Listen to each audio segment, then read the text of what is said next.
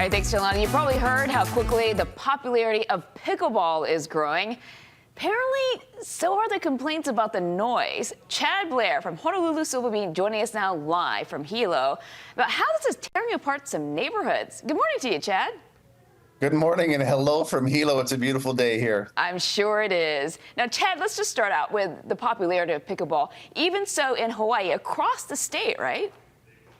Well, it's amazing to think this really started during COVID, right? People were looking for something easy to do, bring families and friends together in a safe environment. Amazingly, it is the fastest growing sport in the nation, and that includes right here in Hawaii.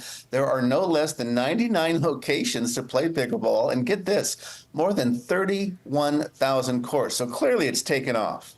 So your writer spoke to people not only about the popularity, but also about the people who may be living next to those courts and have to deal with that pop, pop, pop sound.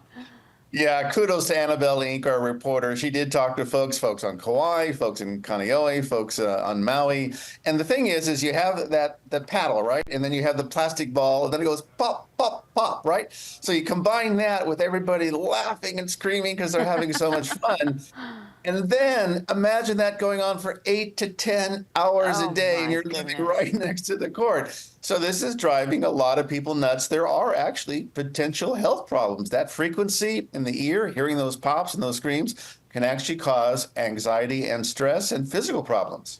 I found it interesting that they actually measured the decibel level and said it was comparable to a dishwasher, which doesn't sound that bad. But you just mentioned that, Chad, right? It's really the pitch and frequency of it that really bothers people.